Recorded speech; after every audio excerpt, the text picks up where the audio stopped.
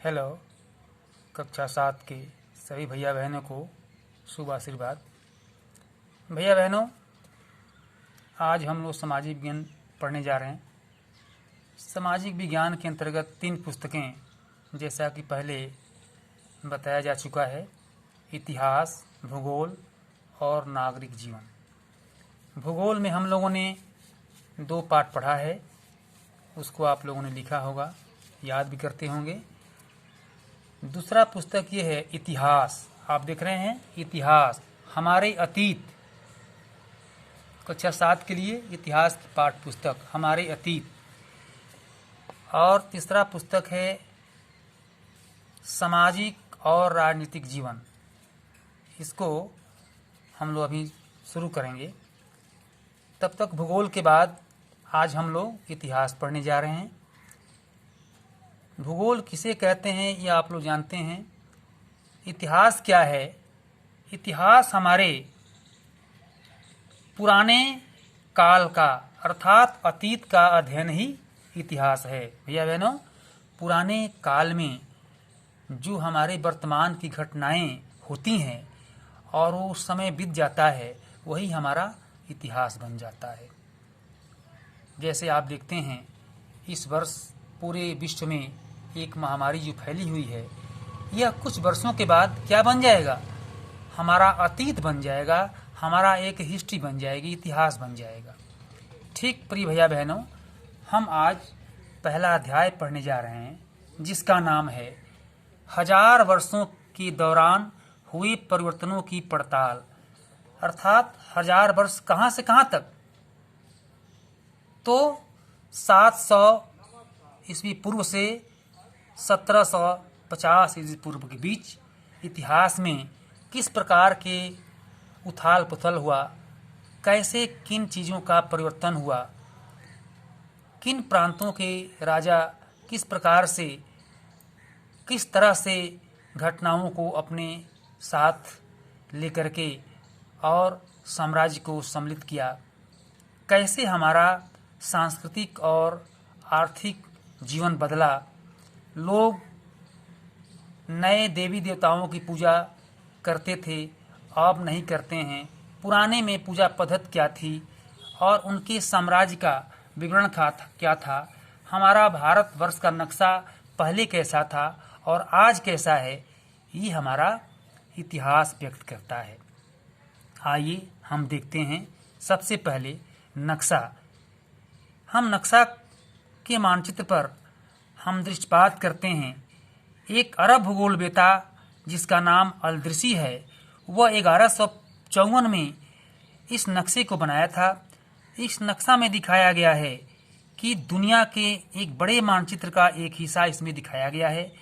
और दूसरा नक्शा जो एक फ्रांसीसी मानचित्रकार हैं, जो 1720 में बनाया, जिसको आप दूसरे मानचित्र को देखते हैं, ये भारत का मानचित्र, ये कैसा है, ये उप मानचित्र दोनों ये इतिहासकार ने बनाया और इसमें क्या अंतर है, इसको हम देखते हैं।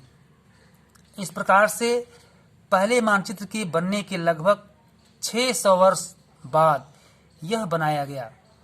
इस प्रकार से नक्शा में किस प्रकार से परिवर्तन हुआ और कैसे हमारे अखंड भारत से कैसे भारत हमारा कट करके और आज भारत के नक्शा का वर्तमान स्थिति क्या है,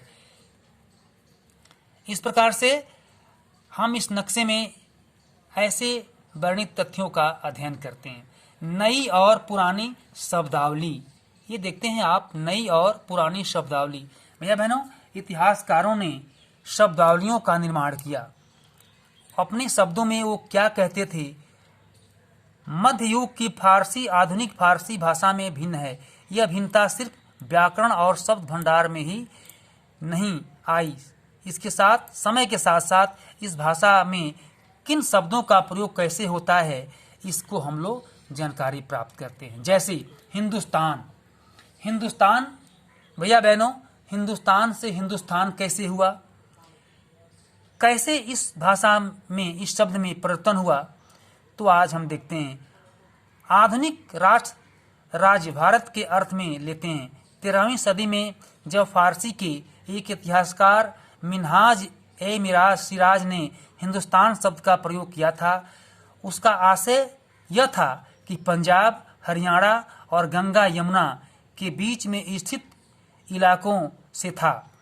इस प्रकार से वो इन प्रांतों को लेकर के और हिंदुस्तान शब्द को वो समझा था। परंतु आजकल बदलती दुनिया के परिवेश में हम देखते हैं कि हमारे हिंदुस्तान केवल इन्हीं प्रांतों में सीमित नहीं है, इसके अनेक प्रांत हैं।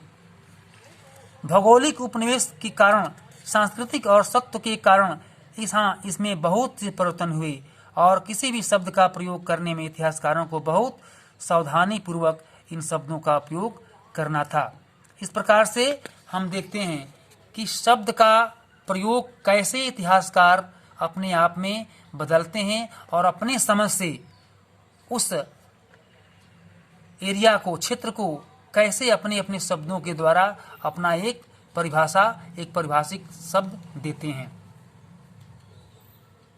समझ रहे हैं? इतिहासकार और उनके स्रोत। आप देखते हैं भैया बहनों, इतिहासकार और उनके स्रोत, इनके स्रोत क्या है? हम देखते हैं कि 700 से 1750 ईस्वी तक लगभग 1000 वर्षों तक हम इन्हीं बातों को, इसके बीच में घटित तथ्यों को अध्ययन करते हैं। जैसे हम देखते हैं कि अलग अलग तरह के स्रोतों का सहारा हम इन उदाहरणों के द्वारा लेते हैं। जैसे गुप्त वंश शासकों द्वारा हर्षवर्धन के बारे में हम लोगों ने पढ़ा कि 21 काल में और कैसे वे शासन किए। इस काल के अध्ययन के लिए इतिहासकार निजी स्रोतों का प्रयोग करते हैं, जैसे भवन निर्माण, कला और सामग्री इत्यादि का हम काफ़ी प्रामाणिक इतिहास में देखते हैं और सुनते भी हैं। 13वीं सदी के मध्यकाल में एक विद्वान को एक बात की जानकारी हुई और उसने इस बात को एक इतिहास के स्रोत के बारे में अपनी पूर्ण जानकारी दिया। अभिलेखागारों में आप देखते हैं भैया बहनों कि अभिलेखागार किसे कहते हैं। पहले हम इसको जानेंगे कि हमारे घर का जो छोटे कागजात होता है, इसको कौन रखता है? क्या हम सभी लोग अपने अपने कागजात को रखते हैं? नहीं, एक कोई घर का मुखिया उस कागजात को रखता है कहीं अच्छे स्थान पर। ठीक उसी प्रकार से हमारे गांव का जो हमारे पटवारी, जो उनका ये खेसरा खतौनी है भूमि संबंधी, वो रिकॉर्ड गांव का ग्राम प्रधान द्वारा वह ग्राम पंचायत के रूप में, वह तहसील में रखा जाता है। ठीक उसी प्रकार से भैया बहनों अभिलेखागार, अभिलेखागार क्या है? तो ऐसा स्थान जहां दस्तावेजों और पांडुलिपियों को संग्रहित किया जाता है और एक सभी राष्ट्रीय और राज्य सरकारें अपने अपने द्वारा अपने अपने उस कागजात को एक स्थान पर रखते हैं, जिसमें उस प्रांत का सभी प्रकार के ब्यौरा रहता है।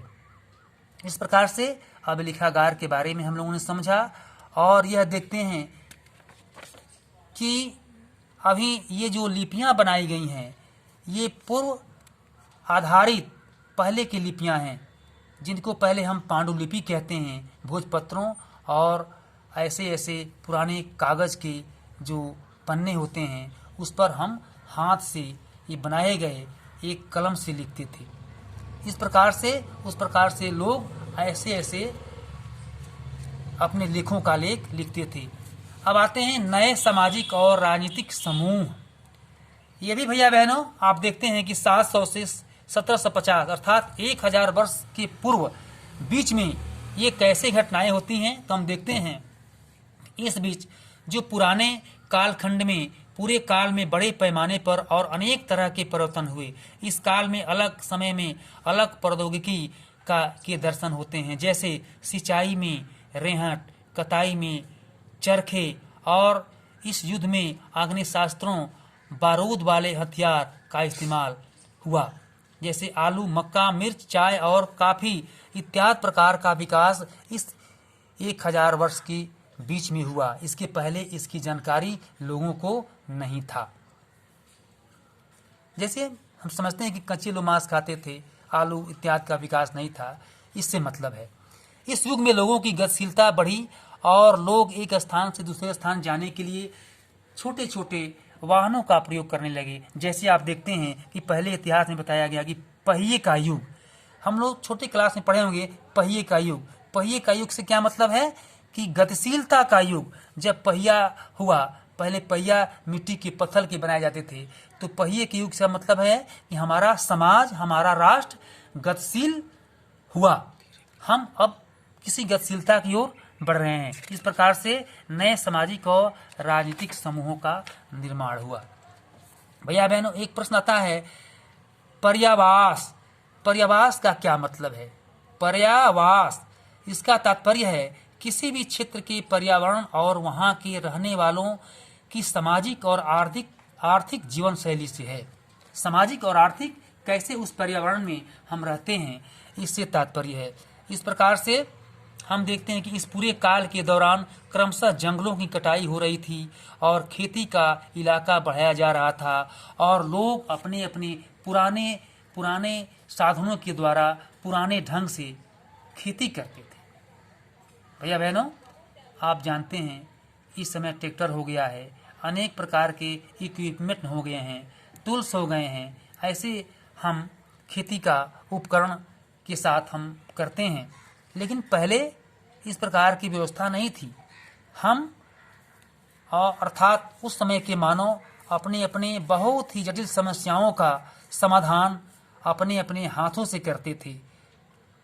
बहुत से काम अपने हाथ द्वारा संपन्न कर लिया करते थे। इस प्रकार से कृषि का युग बदला और कृषि हमारे इस समय उन्नतशील रूप में है। जैसा कि हम लोग शोध युक्त बीजों का प्रयोग करके अपने उत्पादन को बढ़ाते हैं, परंतु ऐसा पहले के ज़माने में नहीं था। आप आजकल जो देख रहे हैं कृषि योग भूमि बना हुआ है, ये पहले जंगल को काट करके बनाया गया। तो हम ये समझते हैं कि जो खेती करने योग्य भूमि बना वो जंगलों को काट करके बना। भैया बहनों, आप लोग इसको ठीक से समझते जाइए।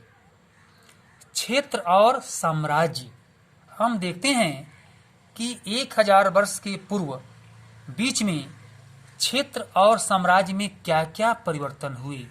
हम देखते हैं कि एक दिल्ली के सुल्तान गयासुद्दीन बलबन, जो 1266 से 1287 तक उनका शासन रहा, ये अपने कालखंड में अफगानिस्तान की गजनी और वहाँ के संपूर्ण दक्षिण भारत द्रविड़ भी आता है, इनमें इसका साम्राज्य था। जैसे महाराष्ट्र और गुजरात आदि भिन्न भिन्न क्षेत्रों के लोग की सेनाएं उनके आगे कांपते थे और उनसे मुकाबला नहीं करते थे।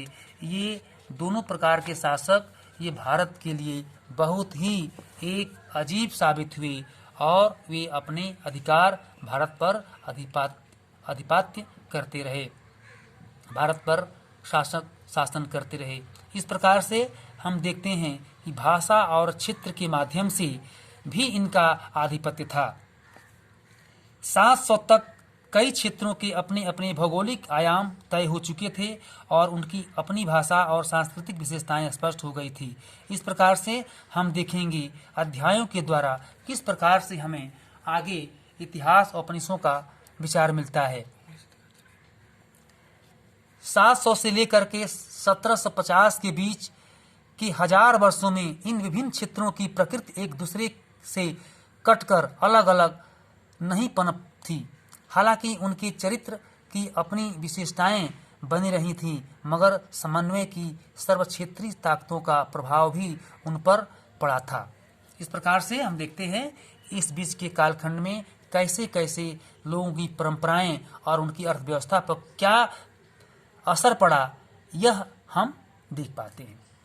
पुराने और नए धर्म, ये धर्म की चर्चा हुई है।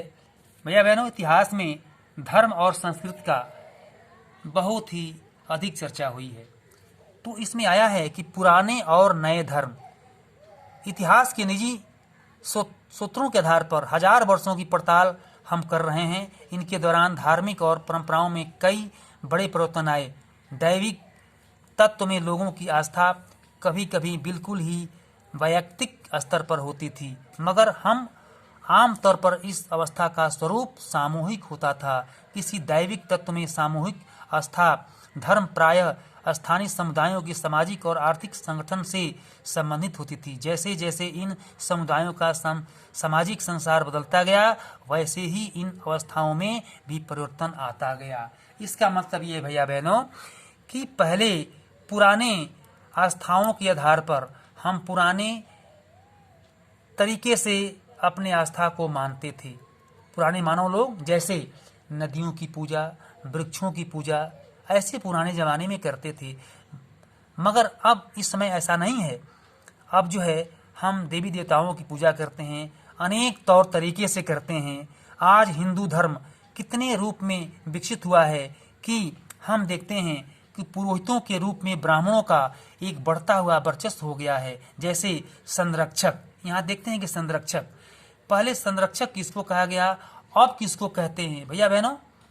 संरक्षक जैसे हम कभी कभी फार्म में भरते हैं कि आपके घर का संरक्षक कौन है, कौन पालन करता है, तो हम अपने घर के मुखिया का नाम लिखते हैं कि संरक्षक का नाम ये है। लेकिन पहले क्या था कि कोई प्रभावशाली धनी व्यक्ति जो किसी कलाकार, शिल्पकार, विद्वान या अभिभाज जैसे किसी अन्य व्यक्ति को मदद या सहारा दे सकता था, उसको हम संरक्षक कहते थे। जैसे डॉक्टर और अंबेडकर को एक ब्राह्मण परिवार के राजा ने पढ़ाया, अब उनके लिए क्या हो गया, उनके लिए वो संरक्षक बन गए। आगे हम देखते हैं कि यह धीरे धीरे युग बदलता गया और परंपरा उसी पूजा पद्धति के आधार पर परंपरा बन गई, और हम आज जिन देवी देवताओं की पूजा करते हैं वह पूजा में सभी ईश्वर से लेकर के अल्लाह अपने अपने धर्मों के हिसाब से पूजा पद्धति का विकास प्रारंभ हो गया। समय और इतिहास के कालखंडों पर विचार, हम देखते हैं कि समय क्या कहलाता है। कैलेंडर के हिसाब का समय अलग होता है और ईसवी खिजरी शब्द का समय अलग होता है। जैसे 19वीं सदी के मध्य में अंग्रेज इतिहासकारों ने भारत के इतिहास को 3 युगों में बांटा, हिंदू, मुस्लिम और ब्रिटिश। यह विभाजन जो है इस प्रकार से बांटा अपने अपने तरीकों से, और क्योंकि उनको अपने अपने क्षेत्रों में अपने अपने आधार पर राज करना था। इस काल के विभाजन को आज बहुत कम इतिहासकार ही स्वीकार करते हैं। आज के जो आधुनिक इतिहासकार हैं वो इसको नहीं मानते। भारत के इतिहास के ये 1000 साल अनेक बदलावों के साक्षी रहे हैं। जैसे 16वीं और 18वीं शताब्दी 8वीं या 11वीं शताब्दियों से काफ़ी भिन्न थी, इसलिए इस सारे काल को एक ऐतिहासिक इकाई के रूप में देखा जाता है। मध्यकाल की तुलना प्रायः आधुनिक काल से की जाती है। आधुनिकता के साथ भौतिक उन्नत और बौद्धिक प्रगति का भाव जुड़ा हुआ है। इस आशय से हम ये पता करते हैं कि हमारी उस समय का आर्थिक व्यवस्था क्या थी, हम कैसे समृद्ध हुए और कैसे हम कहाँ कहाँ मार खाए, कहाँ कहाँ हमारा भारत अपने अपने रूप में अपने को उपयुक्त नहीं समझा, ये इस काल में दिखाया गया है। यूरोप की व्यापारिक कंपनियों को भी आकर्षित करना आरंभ कर दिया, अर्थात हमारे जो विदेशी लोग थे हमारे भारत को आकर्षित करना शुरू कर दिए, अपने सामान आकर के भारत में बेचे और यहाँ से काफ़ी अच्छे पैसे अपने देश को ले गए। जैसे आप देखते हैं कि भारत के विदेशी कंपनियां आज भी वर्तमान काल में हमारे भारत से कैसे विभिन्न प्रकार के प्रचारों के माध्यम से, एडवर्टाइजमेंट के माध्यम से अपने सामान को बेचती है और भारत से काफ़ी मात्रा में धन अपने विदेशों को ले जाती है। इसलिए भैया बहनों एक योजना चलाया गया कि अपने हाथ से भारत का बनाया हुआ हम सामान खरीदें, उपयोग करें। आइए हम देखते हैं इस प्रकार से हम इस क्रियाकलाप के द्वारा यह देखते हैं कि हम कैसे 1000 वर्षों के दौरान इस उपमहाद्वीप के समाजों में प्रायः परिवर्तन आते रहे और कई क्षेत्रों के माध्यम से उनकी अर्थव्यवस्था और उनकी समृद्धि कैसी हुई, इसका अध्ययन हम लोगों ने किया। यूरोप के व्यापारी कैसे हमारे भारत में आकर के और अपने सामानों को बेच करके अपने अपने देश को गए और अपने देश को समृद्ध बनाए, इसका हम लोगों ने अध्ययन किया। इस पुस्तक में आप जो पढ़े रहे हैं उसकी तुलना आप पिछले वर्ष पढ़ी हुई बातों से अध्ययन करेंगे, कोशिश करेंगे कि कैसे भिन्न है। यह देखें कि हम इसमें क्या बदलाव ला सकते हैं और क्या बदलाव लाया गया है। इस प्रकार से भैया बहनों हम देखते हैं इतिहास में इतिहासकारों ने कई कालखंडों के द्वारा 700 से 1750 ईस्वी के मध्य कैसे कैसे हमारे इतिहास में उथल पुथल हुआ, परिवर्तन हुआ, कैसे कैसे शब्दावलियों का प्रयोग हुआ और भारत की मानचित्र में किस प्रकार के बदलाव आए। इस प्रकार से हम इस पाठ का अध्ययन किए। आइए हम लोग इस पाठ को घर पर भी पढ़ेंगे और जो पाठ के अंत में जो प्रश्न दिया गया है इसको हम प्रश्न को इसका उत्तर उसमें ढूंढेंगे। जैसे अतीत में विदेशी किसे माना जाता था। तो भैया बहनों अतीत में विदेशी किसे माना जाता था, तो ये हम देखते हैं कि अतीत में विदेशी जैसे दूसरे जनपद से लोग आते थे, उसको पुराने जमाने के लोग उनको क्या कहते थे, ये विदेशी हैं। दूसरे प्रांत से भी लोग आते थे तो उनको हम लोग विदेशी कहते थे। जैसे हम देखते हैं कि लोग कैसे अपने उस विचार, तो इसको हम देखते हैं एक जगह लिखा हुआ है, उदाहरण के लिए विदेशी जैसा सीधा साधा शब्द ही ले लीजिए, हमारे लिए आज इसका अर्थ होता है ऐसा व्यक्ति जो भारतीय न हो। ऐसा व्यक्ति जो भारतीय न हो, अर्थात भारतीय तो है लेकिन वो दूसरे प्रांत का है या दूसरे जनपद का है, जिसको पुराने लोग विदेशी कहा करते थे। मध्य युग में मानो किसी गांव में आने वाला कोई भी अनजाना व्यक्ति जो उस समाज या संस्कृति का अंग न हो विदेशी कहलाता था। स्पष्ट हो गई कि अपने ही भारत में अपने ही देश के लोग पुराने जमाने में जैसे दूसरे प्रांत के लोग आते थे तो उनको विदेशी मानते थे। इसका उत्तर ये रहा। इस प्रकार से भैया बहनों हम लोग ये नीचे उल्लिखित बातें सही हैं या गलत है, इसका हम लोग आकलन करेंगे और मिलाएंगे और प्रश्नों का उत्तर लिखेंगे और इसका उत्तर हम लोग हल करके भी भेजेंगे। परंतु आप इसको हल करिए कि तो आपको लगेगा कि क्या इसमें समय लगता है। इस काल में हुए कुछ प्रौद्योगिकी परिवर्तनों की तालिका दें। अब क्या क्या बदला, जैसे सिंचाई के लिए रेहट है, उद्योगों के लिए, ये सब इस प्रकार से जो बदला है, कैसे कैसे खेती के सामान बदले और उनका